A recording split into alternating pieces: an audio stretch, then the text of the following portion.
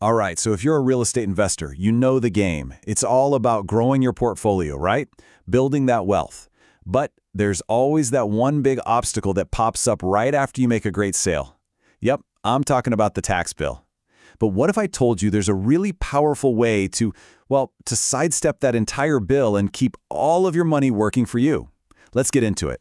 Okay, so picture this. You've just sold an investment property, you've made a really nice profit, you're feeling good, ready for the next deal, and then, bam, here comes the tax man for your capital gains.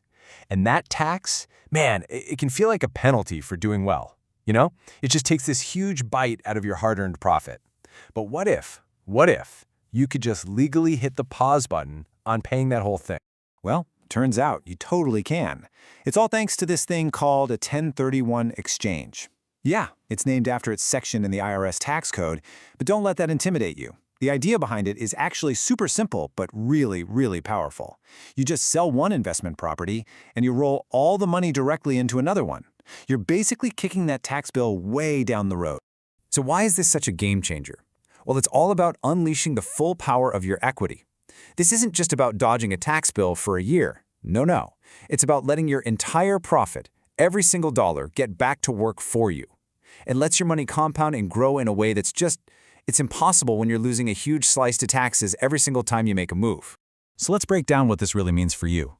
First, the big one, obviously, you put off paying taxes. But that immediately leads to benefit number 2. You've got way more buying power. I mean, think about it. A $100,000 profit might shrink to, what, $75,000 after taxes? But with a 1031, you're playing with the full $100K. And with all of that capital, you can level up to a bigger, better property, which usually means, benefit number 3, better cash flow. And last but not least, this can actually make your life easier. Imagine trading, say, 3 high-maintenance rental houses for one big, professionally managed apartment building. That's a huge win. Okay, but here's the catch, and it's a big one. This isn't a free-for-all. A 1031 exchange is like a game with super strict rules. And the most important rule of all is time. The clock starts ticking immediately, and you have to know these deadlines cold. Seriously, this is the part where so many people mess up. Right, so here's the timeline you're working with, and believe me, it is absolutely non-negotiable. The second your original property sale closes, that's day 1. The countdown begins. From that day, you have exactly 45 days. That's it, 45, to officially identify in writing the properties you might buy. Then you have a grand total of 180 days from that first closing date to actually seal the deal and close on one of those new properties. And let me just be crystal clear about this. There are no extensions, no do-overs, no pretty please. The IRS does not play around with these dates. If you miss in either one of those deadlines, even by a single day, the whole thing is off. The deal is disqualified, and you are right back to facing that full, painful tax bill. This is exactly why you have to plan ahead. Preparation is everything. Okay, so besides the timeline, there are a couple of other huge rules that can make or break your entire exchange. The first one is all about who gets to hold the money, and the second is about what kind of property you're actually allowed to buy. So first things first, you're going to need a qualified intermediary, or QI for short. The best way to think of a QI is like a neutral referee in a football game. They're a third party, and their only job is to make sure everyone follows the IRS rulebook. It's actually required by law. They hold on to all the money from your sale, and they don't let it go until everything is done by the book for your new purchase. And this brings us to what is, without a doubt, the single biggest, most important rule of this whole thing. Ready? You cannot touch the money. I'm serious. Under any circumstances, you cannot take possession of the cash from the sale. If that money hits your personal bank account, even for a split second, the exchange is dead. It's over.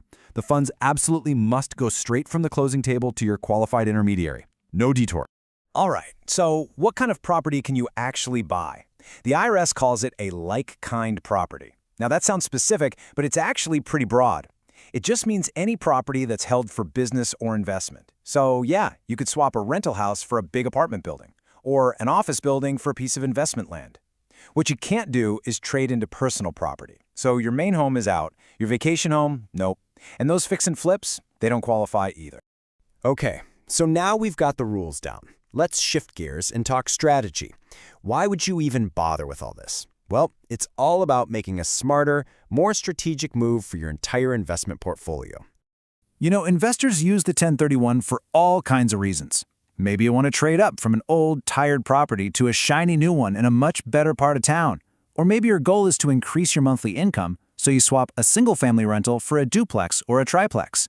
You can even use it to pull your money out of a slow market and put it into a city that's booming. It's great for simplifying your life or just for preserving that long-term wealth by kicking those taxes down the road again and again. So, what's the number one thing you need to remember from all this? It's this. A 1031 exchange is something you plan for. It's a proactive strategy, not a reactive one. You can't just sell your place, get a great offer, and then say, oh, hey, I think I'll do a 1031. It's too late. Because of those crazy tight deadlines, the planning has to start before you even list your property for sale. That includes finding your QI. Look, this is an incredibly powerful tool for building serious wealth in real estate. It lets you make these big, strategic moves without getting hammered by taxes every time. It keeps 100% of your money in the game working for you. So, I'll leave you with this question to think about. Now that you know the rules, how could a 1031 exchange be the exact move you need to level up your own investment portfolio?